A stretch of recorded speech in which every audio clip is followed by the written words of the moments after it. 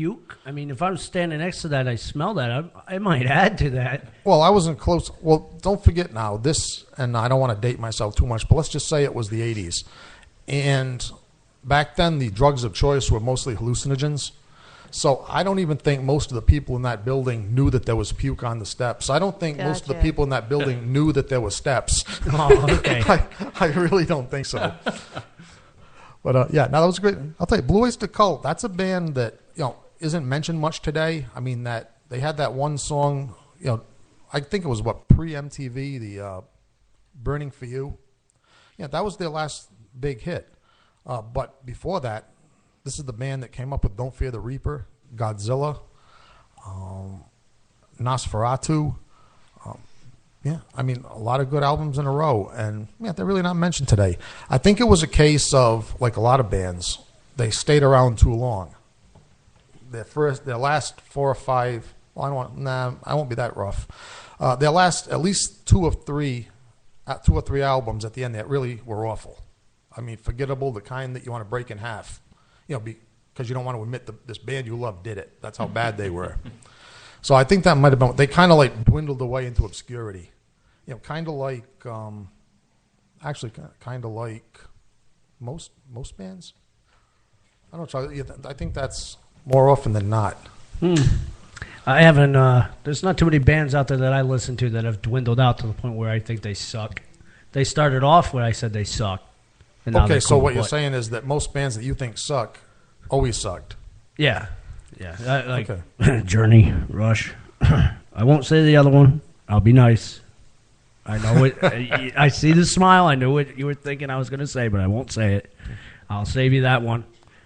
Okay. But I'm even, and I know Tony Jones is in the room, but I'm far enough away. Even the Rolling Stones, I mean, who may be the best rock band ever.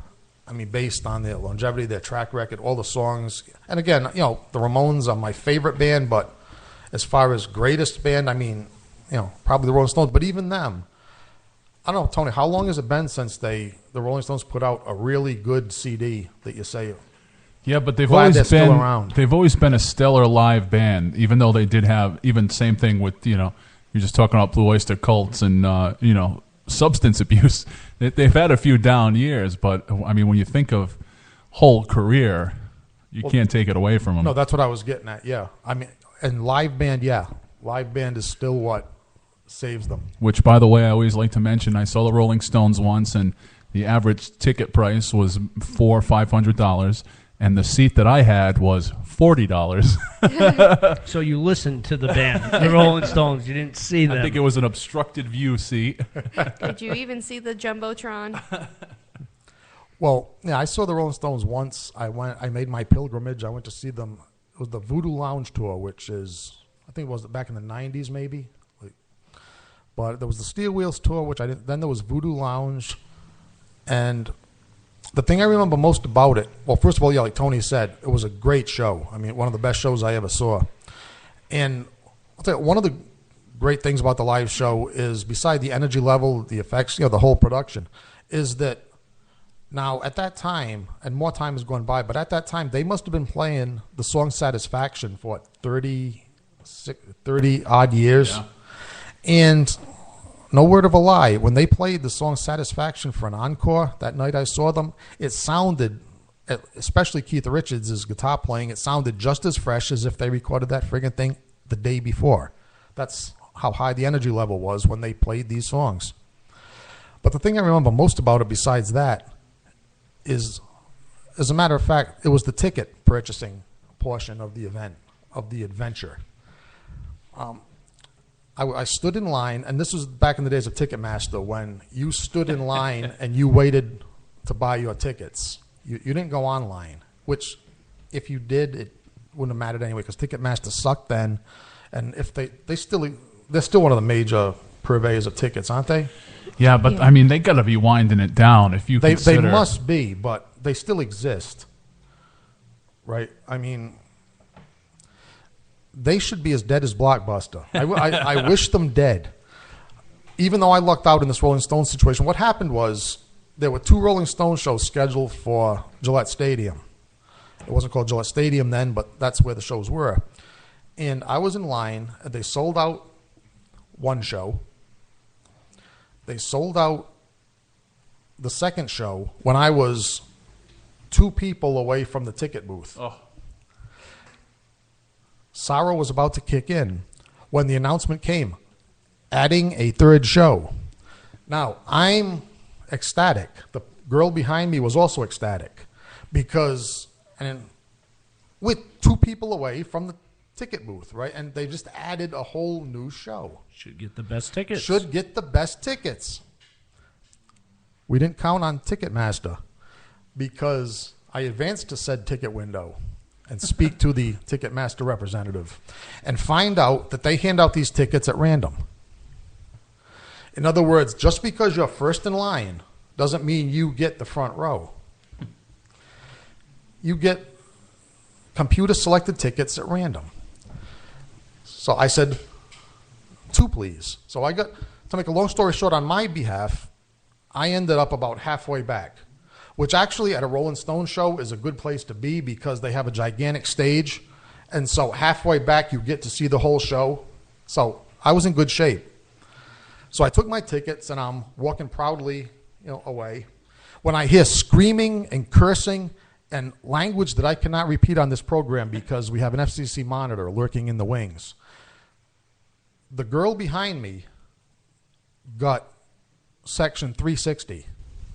Now, anyone who's been to Gillette Stadium knows that 360 that's where you pay, Tony's $40 just to get in the building. It's up in the opposite end of the stadium from the stage, and if you don't watch your balance, you can fall over the railing and plummet to the parking lot below. So in other words, this girl who was second in line behind me got the worst seat in the house. Wow. That's what so I just thanked the dark gods that I bow down to. They probably were taking care of me that day. Yeah. But yeah, that's what I remember most about my Rolling Stones adventure. Not so much the show. There's a whole generation out there, many of them listening to this show because they understand internet broadcasting, they understand new media, that will never have to face that plight because you simply go online and click on the seat that you want. You do. The only thing that can happen to you now is you look at that seating chart and find out that the seat you want is not available. Or you accidentally buy $900 tickets, not paying attention. Then you just automatically PayPal it, and you're like, oh my God, I'm broke. Tony, has that happened to you? No, but I'm vehemently against the fact that the term VIP or very important person means that you had an extra $10 and therefore you are now a VIP. So I've accidentally bought VIP access for like parking or, for $20 they'll give you a bottle of water or something. Well, like actually, I can show you exactly what a VIP. Actually, I think I can show you exactly what a $400 VIP pass gets you. Nothing. What's There a was a mad $20 dash VIP to the wall. Now, you can't. This is a completely audio medium, so you didn't see me dash across the room to where my gig bag was sitting against the wall. This gig bag is a Def Leppard gig bag. Oh. One of my friends is a fanatical Def Leppard fan, and I admit that I'm not a big fan of their radio hits, but he talked me into going to the show, and it was a very good show. They played with a lot of energy and enthusiasm, and they sounded a lot better live than they did on the radio.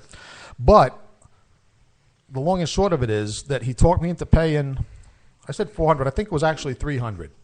$300 for the complete VIP experience.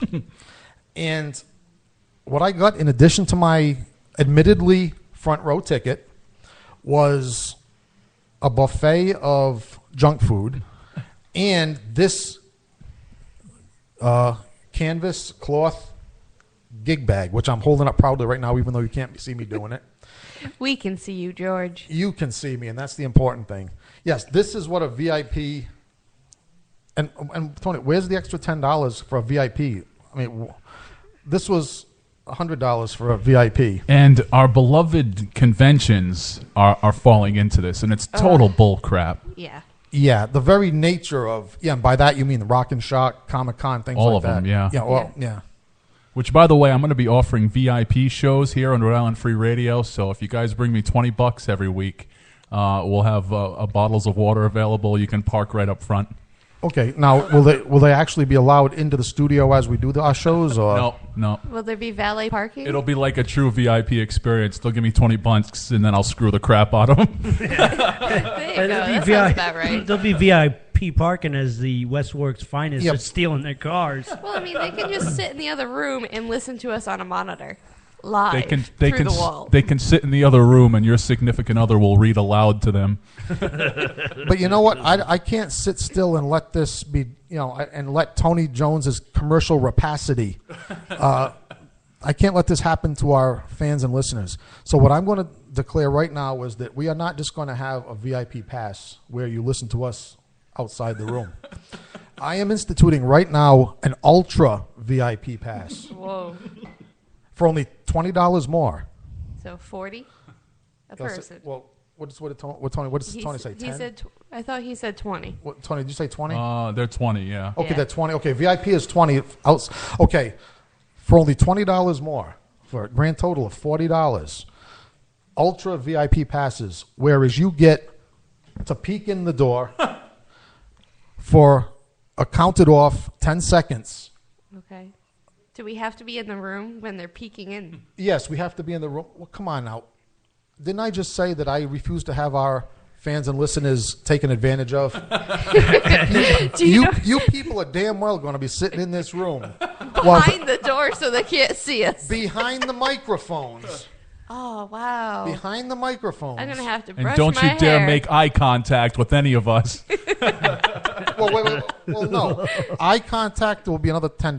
Oh, so for $50, we'll look you in the eye creepily. Yes, we will look you in the eye. As a matter of fact, what's beyond ultra? Maybe I want not ultra. Insanely ultra. Insane. I like that, Chuckles. Yeah, insanely Okay. ultra, where I will drill a peephole in the door and you will be able to play with my alligator's tail. Wow. Yes. You have to buy an alligator. No, I'm willing to go further than that. For insanely ultra VIP, I'm willing. No, not all of us, because you're not going to. No, we got to have to draw the line somewhere. But There's I am. a line? But I am. Oh yeah, it's drawn outside the door. I'm willing to speak to anyone who wants to buy the insanely ultra VIP package. I am willing during a musical break in my show, and I'm sure Chuckles that we can talk you into doing the same thing. Not the whole. Momentarily, during a momentary break in our show, I am willing to open that door and say hello to you. Whoa. Only for the insanely ultra VIP package, though. That better be like $10,000 a person, or I'm not saying hello to them. Yes, you are. What if it's These are the people that we exploit weekly, and you can damn well say hello to them I will say hello for to an them. added price of only $50 more. So that brings us up to 90. Is it 90? Yep. I think we. Well, And- because it was you know what? 20, then you brought Well, it to 40, you know what? so now you're up to Well, 90. you know what? Just out of Some reason respect, I've kept tabs. just out of respect for our listeners, I'm going to offer. We're going to cut rates. Is that going to be like the $75 special? 75. I said we're going to cut them. I didn't say we're going to plunge them all the way to a depression. Well, What would you say the total was 90? yes. All right, we're going to $85. Oh, wow, what a cut. Yeah, we're going to $85 out of respect for our listeners. And I will throw in a free pie. Yeah, literally. Yes, I will throw in a free pie. For One of the cons we all did, was part of the VIP portion of it was that you got a ticket to stand in line. So you paid money for a ticket to stand in line. Yeah. I mean, and I love all these people that put together these cons. You know, they're all great friends of ours, but they're out of control. They are out of freaking control. They are, and they will remain good friends of ours as long as they give us those media passes, which allow us to bypass these lines that they are. Yes. And by the way, just as kind of like the elephant in the room hiding in plain sight, these are called, what again, Tony Jones? Cons. Well played. All right.